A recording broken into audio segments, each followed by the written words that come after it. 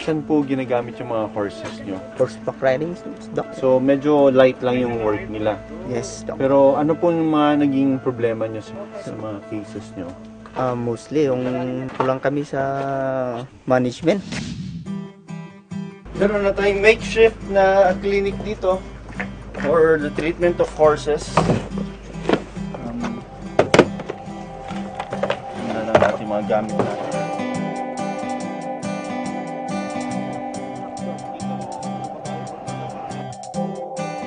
Kailangan nila ng proper nutrition, tapos yung deworming.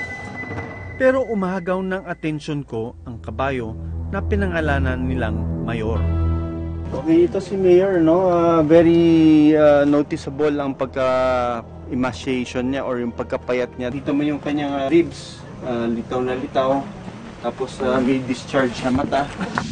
Isa si Mayor sa 2 kabayong nabaril sa sagada. Siya lang ang nabuhay. Ang tingin kong dahilan kung bakit binaril yan is ang mga naririnig ko, pumapasok sila on the private property. Siguro open yun, kaya sila nakapasok. Hindi naman basta-basta magja-jump sila sa mga fence eh. You see how bad the abscess is here? Dito natin makikita kung gaano kasama yung tama niya, no? Kasi nabaril yan. So, suswero muna natin siya at isa-sedate natin ito mamaya.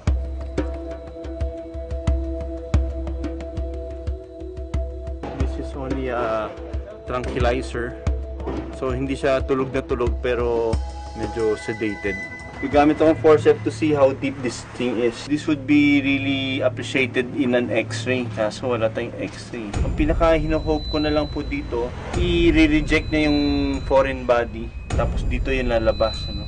Kung sobrang lalim ng bala, baka hindi na natin i-attempt na kuhanin kasi baka delikado. Itong setup natin is it's a field setup. Kung mababaw lang, I will attempt to get the bullet inside. Pero pag sobrang lalim, baka may tamaan na malaking ugat dito hindi natin makontrol yan. Ano? Kasama ko ngayon sina Doc Lloyd na veterinaryo dito sa Sagada. Si Doc Josie, veterinaryo ng Mountain Province. At si Ma'am Rose Ann, presidente ng Livestock and Poultry Association ng Sagada.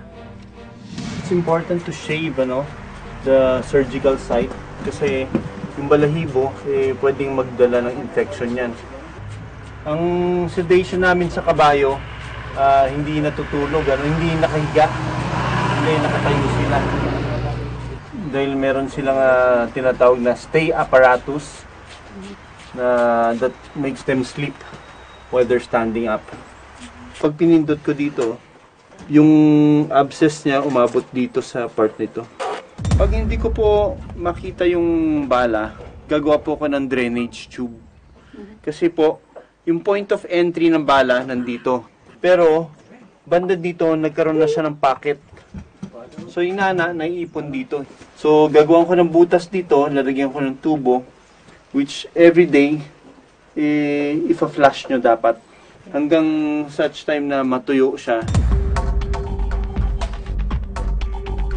Dito siya lalagyan ng fluids para mag-drain dito sa ilalim ng bala.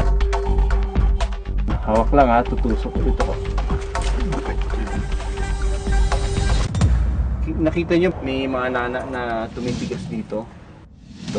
So everyday kung lilinisan nyo yan, mapapansin nyo kung gaano kadaming nana lumalabas. Pag wala nang nana lumalabas, patatanggal nyo na kay Doc Lloyd. Hindi ko siya tatahiin, baka sakali lumabas pa yung bala dyan sa area niya. It's a aluminum na it has some antimicrobial properties to keep this area aseptic or against bacteria. Ito naman para sa langaw. Matagal inabot ang paggamot ko kay Mayor dahil kumalat na ang impeksyon sa kanyang sugat. Okay, I feel a little bit frustrated kasi hindi ko nakuha yung bala na embed dun sa flesh, and sana yung bala hindi man natin nakuha ay i-reject ng body.